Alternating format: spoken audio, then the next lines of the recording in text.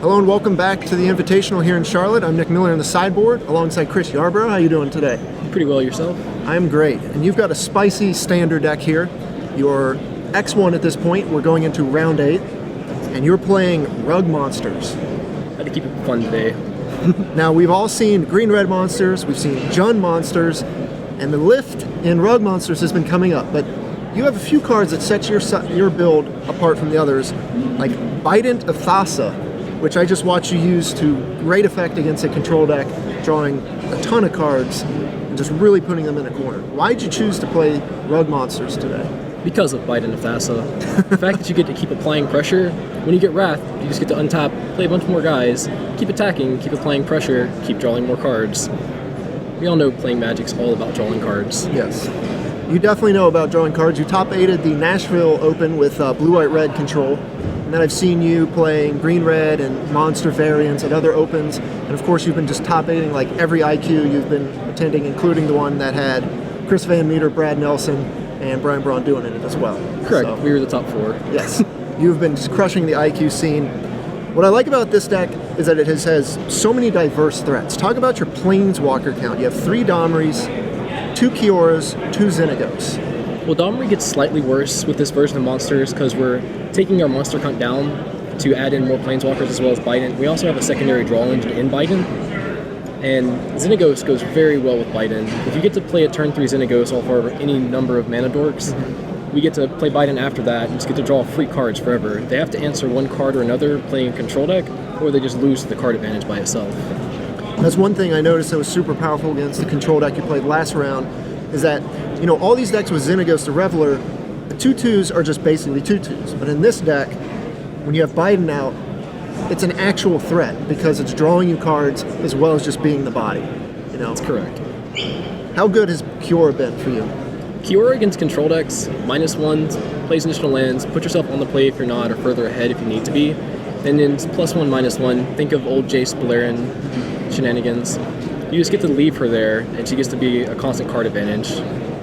What I like about this deck is that what sets aside Kiora is most decks using Kiora for, you know, the fog effect. This deck has actually used the minus effect, and I've seen more people shifting to using it more aggressively to really catch up in lands, including a turn where you played like Xenagos and, you know, a threat in the same turn off of her minus. Correct. Just super explosive. Got to lead with Domri, had it countered, got to use Kiora to minus to play 2 additional lands to play a Xenagos, and gets a control deck still on 3 lands.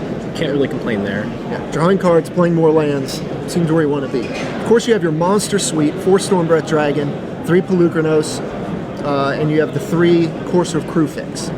Another card, obviously interacting well with Kiora, Domri, the whole Triforce of power there. This is the entire reason I moved away from playing control decks, was the Courser and Domri interactions. Yeah. You get to gain life, play additional lands from the top of your library, and manipulate it even more with Domri Raid, and now Kiora. Right. Of course, you have Kiora's Follower, another mana accelerant, plus a dude that can get through with Bident to draw you cards, I'm sure. And that's why we're playing Kiora's Follower as a 3-of versus the Sylvan Caryatid. Our mana dork now can attack. Right. You only have 2 Caryatids, whereas you have 4 Elves and you have 3 followers. That's correct. Now, you also have Gore Clan Rampager, a card that, you know, shines in the monsters builds in general. Also, you got to mention, pretty good with Bident when you can trample over for the damage. That's also an amazing thing. Earlier I had a match against a mono black deck where I got to resolve Domri and Kiora's ultimate. So I got to attack with 9/9 double striking hexproof tramplers. Seems pretty good. With Bident in play, of course. For value. Yeah. How did you come to the conclusion on your 1-ups? You've got a Cyclonic Rift and a Prophet of Krufix. Prophet of Krufix is really good in the mid-range decks like the other Jund Monsters decks as well as the red-green Monsters decks. Sometimes you just get to play it and just have the ability to keep things up. You get to be aggressive with Stormbreath Dragons, untap with them, and then you can even monstrous them on your opponent's turn after you've already attacked. It just gives you the ability to play a lot more. With all your mana dorks, you can obviously accelerate into a pretty big Cyclonic Rift. I think I saw you use it at end of turn, or maybe pre-combat against the control deck to get your Xenagos back, pump out another dude, you know, when you didn't have enough removal spells to deal with your creatures. Just threaten lethal damage as quick as possible. Of course, we have Utility All-Star here, Scavenging Ooze. great against burn decks, for the gain life.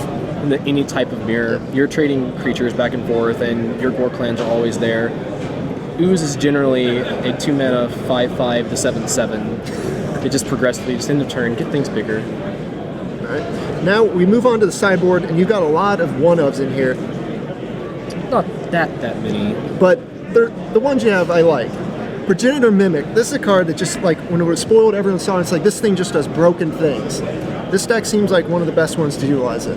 What are the best cards you're copying? Desecration Demon or Blood Baron. Endless Blood Baron seems pretty good. Yeah, the black decks really can't interact with it, so why not give them a threat they can't deal with, Yeah. and then make more copies. You've got Rurik Thar, control hate extraordinaire. Correct. Also very good against mono black. They're always taking 6 damage, or just trading for Desecration Demon. Either way, you're happy. And the Aetherling, bringing in against control, I assume? Control, and I also bring it in against mono black to hedge against their removal going late. Seems like a pretty good backup plan. Also, the Unblockable with Bident. I guess if you have an Aetherling in play anyway, your Probably Bident's already probably winning. not what you need. But then, of course, you have a bunch of stuff to fight blue. Control decks, you got Negate, Mistcutter Hydra, Unraveled Ether. Mistcutter Hydra is all-star, always. After Wrath, what's better to just take a haster with as much mana as you have access to? Draw a card. Biden. Have to have it. Yeah, you told me the reason you play this deck was because of that, and I saw it in action, and then when you just like explain every card, it's like, oh yeah, Biden makes literally every card insane, and I can see why this is this shift towards the monsters build over Jund. Correct. Last but not least, you have Nylea's Disciple, the gain life du jour, don't have access to Unflinching Courage, Centaur Healer, so pretty much your best option. Well, the red-white burn deck has been popping up a lot lately, and the monsters decks have kind of just been ignoring it. Playing in a large open field with a deck that's very popular online that's very cheap to build, I wanted to have a way to hedge against it, so having a 3/3 that gains however much life, if we have a Courser into it, I mean, you're just gaining so much life against those decks, and it gives you plenty of time to kill them with your bigger creatures. So you're 6-1, heading into round 8. What deck would you like to play with this deck? Anything, actually. I'm pretty okay with most of the matchups. I've played about 150 matches with monsters in the past few months, and I'm pretty consistent with playing against everything. I say if you found a deck where you don't worry about any matchup, you're in pretty good shape. I like to feel that way. The only thing that's different is playing against the mirror. You know you have to win the die roll. Okay. All right. Well, one win away from being 7-1 on the day. Pretty good position for, day 2. Just need to keep up with the control decks. We like playing against those. All right. So for Chris Yarbrough, I'm Nick Miller in the sideboard. Stay tuned all weekend long for SG Live for all the action. Stay tuned for more coverage of the Invitational. Bye, guys.